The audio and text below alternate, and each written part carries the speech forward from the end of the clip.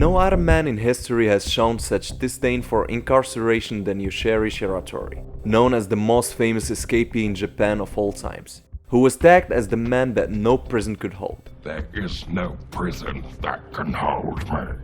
Yoshie had successfully escaped Japan's prison system 4 times. Yoshie Shiratori is Japan's own Harry Houdini, and not even copper walls or a dislocated shoulder could stop his daring escapes. Modern prisons are indicative of the eras that created him. In Japan, the Meiji era, which spanned from 1868 to 1912, was considered one of the harsher periods for prisoners, so escaping prison was actually more common. In 1881, a record number of convicts, 1,821 to be precise, were able to make successful getaways from incarceration. The reason for the more frequent escapes was due to the extremely harsh prison conditions, which could be said of many prisons around the world, even today. Japan has worked to reform the prison system since the Meiji era, which meant escapes have become rarer, and by the mid-70s the annual number of escapees have dwindled to just a single digits. Yoshie was initially accused of murder and robbery and was sentenced to Aomori prison. 3 years later, he picked the lock of his handcuffs with a short wire he found from a wooden bathing bucket. Police recaptured him after 3 days and he was sentenced to life in prison for escaping and for supposedly stealing supplies from a hospital. He was eventually transferred to Akita prison in 1942. At Akita prison, Yoshie managed to escape by somehow climbing the impossible smooth walls of his cell to reach the air vent. He would climb up and down every night and eventually unhind the vent to extricate himself. Perhaps exhausted from all the running and the hiding, he decided to go to the home of a police officer, the only person who had shown any benevolence towards him from his previous prison in Aomori. However, this officer eventually handed Yoshie over the authorities, and he vowed to never place his trust in another police officer ever again. Yoshie was transferred for the second time to Abashiri prison, which was located in a remote local in northern Hokkaido. Abashiri was no regular penal colony, it was reserved for the worst kinds of criminals in Japan. Yoshie was transferred here because he had already escaped 2 times, and the police wanted him to stay put. As luck would have it, he managed to eventually escape Abashiri.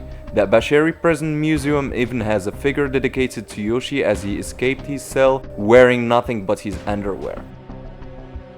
How did Yoshie do it this time? The man had an endless pool of ingenuity, to be honest. Each morning he would spit miso soap on the doorframe of his cell. The salts and moisture eventually corroded and weakened the doorframe. When the wartime blackouts of August 26, 1944 occurred, Yoshie dislocated his shoulders and squeezed himself out of the small space of the metal frame where the guards would slide in his food. Once again, Yoshie's escape was publicized and made the headlines of several newspapers in the Hokkaido Shimbun.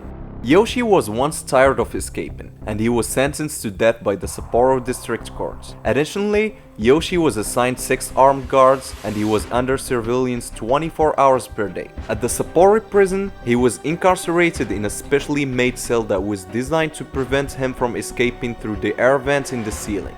This would be the largest defect in the setup, because too much attention to the ceiling meant the floor of the cell was more or less ignored. The prison guards at Sapporo had so much faith in the newly renovated cell that they no longer bothered to handcuff their prisoner. This would be mistake number 2. While it was true that Yoshie had aged and was fatigued from being a prisoner and from constantly escaping, there was one thing that still fueled his drive: desperation. While awaiting execution in 1947, Yoshie made his final bid for freedom by unlocking the bolts that held together with the cell's wooden floorboards. He used a bowl used for food to dig his way out of prison. After a year of liberty, it was said that Yoshie was offered a cigarette by a police officer. Cigarettes were expensive after the war. Moved by the kindness of the police officer, Yoshie admitted that he was an escaped convict and offered to be turned in by the officer. He was tried once again by the High Court of Sapporo.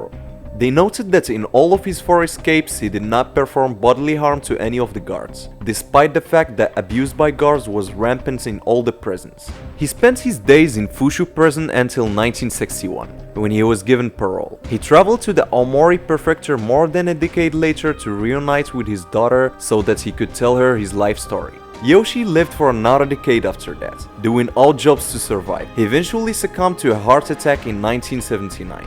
A woman who had previously cared for him in the neighborhood also took care of his ashes after his death. His remains are said to have been buried in a grave overlooking Mountain Fuji.